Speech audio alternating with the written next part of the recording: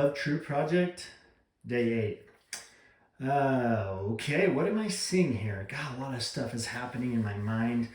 One thing I got to clean up, because this LuvTru is all about like being the truth, and part of that is cleaning stuff up. Is one of the things I said along the way that I was going to add was watching my video later.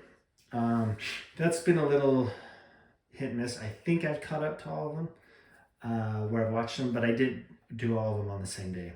And that was another side effect of 11, was watching that 11-minute video. So to recap, it's the 11 side effects of 11 if you're just tuning in or you don't know what the hell's going on. Whether that matters or not, I don't know. Just looking at it with a guy with a crazy pink hat on. And I see in this, what I'm doing is I'm getting to a place of really cleaning up what I think and feel and what goes on with me around this process. Like, I'm sticking to the process. The process simply is what I do because it works. Like, it's a very effective, honed in thing that I can do over and over again and look at the results, be curious about what I'm doing, what's happening, what I'm feeling, and then talk about the side effects. And really, I'm putting the videos out there just so that I have reference. And I see that there's something subconscious in me that once I put a video out there, it's like there's another level of truth to it.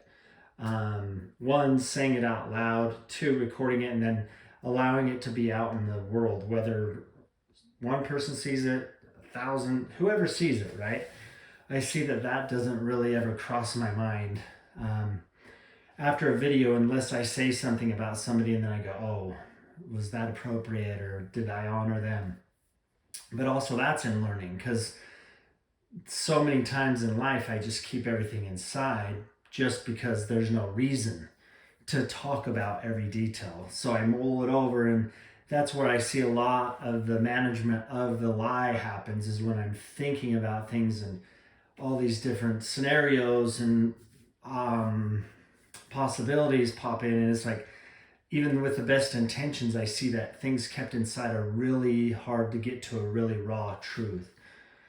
So in doing the physical, mental, and emotional things around around the side effect of 11, just putting 11 in it some way, somehow. I do it in all sorts of things. Even like my alarms, right? I set my alarms in the morning, like I have it for 7:04. And that's because 7 plus 0 plus 4 is 11. Or I have it for 7:40. When I'm in my car, this one's funny because I have to adjust it a lot. The heat, like I have a digital heat thing. In one of my vehicles where I'll have the heat at either 74, which adds up to 11, or 65, where really I want it to be like 71. But because of who I am, it's so interesting. I have that ride where I'd rather have it set at 74 and turn it off, and then wait till I get cool and turn it on, rather than have the convenience. It's a weird thing, but to me, 11 is something that has given me so much through what God's guided me in and shown me in, right? That it's like become a thing in my life where even I want to bring it into the videos and share it. But I know there's something bigger to it. There's a purpose, and there's an understanding, and a thing that I can only get to, my subconscious can only get to through that, because I have such a heavy story on whatever it is, like God or story or what society thinks of me. And so that's what I see the beauty in it. As far as this project that I'm doing, the physical part I'm loving. It's interesting. In the beginning, it was the hardest part because I hadn't been being very physical. And now it's almost like, oh, that's easy. And once I start doing it, I feel good, right? I can even see it in me, right? And I love that. I'm like, God, that's so crazy. And then I think, cool, what's it going to be like in 111 days? It like sparks my curiosity, because a lot of this system is based off of side effects of doing the work and then being curious and finding out what happens, instead of how we've been programmed, trained, or conditioned to look at the goal and be like, I want to be this. And then we do all these things trying to be that thing. we get to that thing and we're unhappy and we're like, whoa, I don't want to be this thing. I just wanted to be what I thought that thing would give me, right? Whatever it is, a career or a good partner or whatever, right? Successful. And then what we really are is all the actions that are required to get to that place. And then to me, if we're going for the goal, then we're doing actions in alignment with the story of what that thing is, rather than doing the actions in alignment with who we are, which this is for me. This is me simply being me as much as I can to the highest level of being true and authentic. And then along the way, if I figure things out, I'm like, oh, I was doing that because I want to be cool or I'm insecure, then I clean that up along the way and get to know myself even more. And the side effect is my relationships with, my kids, my ex, my partner, my family, my friends is so much better than I ever imagined. Like, I know that even if I would have known this was available, which I didn't know I could have this quality of life. I didn't know I could have this level of connection.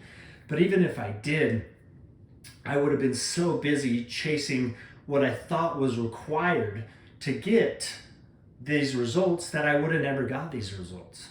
That's the thing, and that's why I see so many people, and I was so miserable for 35 years, and I had the things. I had the beautiful wife, and I had the house, and I had the career, and I was the business owner, and had the status, right? And like everybody else, well, like a lot of people, I surrounded myself with like people, so it was like, oh, we're all that, right? So I got a lot of pats on the back, a lot of attaboys and me too to them, right? Like, way to go. And it's so crazy. Now I have friends, my old friends, all it was about our careers and what we were doing and what we were getting next and what our goals were and what kind of car we had and all this stuff. And I have friends now that I've had for 2 years, going on more than 2 years. And I still, if somebody said, what do they do for a living? I wouldn't be able to clearly state it because we've been around each other enough that it comes up like, oh, I got to do this and I'll be here. But it's never about the comparison or the, hey, what are you doing so I can make sure I'm keeping up, or whatever the old patterning was. And that to me is crazy. Like, people like, somebody said it the other day, they're like, what does he do? And I'm like, well, something to do with this and this. And there's something in there about that, like I'm just explaining the experiences I've had, right? And that's the very amazing thing is I'm like, it doesn't matter anymore. It's all out of curiosity. All my friendships, all my connections, everything's a side effect. And that's what I'm really doing with this by being physical, meditating, being mental, and then emotional, being grateful for something, sharing that, and then doing this video is my emotional part too. And as you see, if you watch these videos, I get emotional and not even knowing, right? Okay, it's getting late. I almost missed my emotional part. So thank you. Today was amazing. Being around you is so amazing. If you would have asked me 8 years ago that you were going to be one of the people that I sat down and talked to for hours, I would have laughed. Like, I would have been like, that's not a thing. And today we sat down and talked about real stuff and family, and it was just awesome. It was awesome to cry with you, connect with you, and have a total open space. Even though we're at different places in our lives, having totally different experiences, that we can come together and honor each other and love each other and experience each other for our true selves is such a blessing. And I'm so amazed, so proud that I kept going, because the side effect to have you in my life that way comparatively to how you were in my life, 8-10 years ago, however long it was before I made this transition, was amazing. And I'm grateful for all of it. And it's so awesome to see you going through what you're going through and be there just to experience it and be a part of it. Thank you. I love you. So that's the emotional part. And what I find that's coming up around the emotional parts, before I was having to think about them, and because I'm doing this, they're just showing up. Like having those experiences like I just spoke to, that just showed up, I just went to help someone out and we were there, and it's like, oh, this is the thing. Like, I'm very present and aware to being grateful. Somebody's thinking about me. That's what happens when your nose itches. Coming up on 10 minutes. I think I'm going to add a thing. It's coming along. I'm gonna try and add these to Facebook, but Facebook doesn't like 11-minute videos. I'm doing them to YouTube, so I'm being my word. I'm gonna put them on there, but if I have to fuss with it and it doesn't work, because it won't. It's like, oh, buffering. Oh, it's taking too long. If I can't figure it out, I'm taking that as a side as some aren't supposed to be on there. And what I'm doing that I want to do is, I think I might have spoke this, but anyways, I want to do spontaneous gratitude. So if I'm having a moment, because I have them a lot when I'm driving around and doing things, I'm just going to record it, and that's going to be a new little clip. It's just going to be a short clip, and maybe I'll put that on stories or something. That's a good idea, because I think there's a story things. I don't know much about Facebook. I was on it forever, but I don't know how it works. I don't know how YouTube really works, but I'm going to do my best. Just letting you know, because I want to be clean and clear. Love you. You're amazing. Whatever comes of this is awesome. I'm loving every minute of it. This is day 8. I'll see you tomorrow. Or maybe not. Love you. Bye.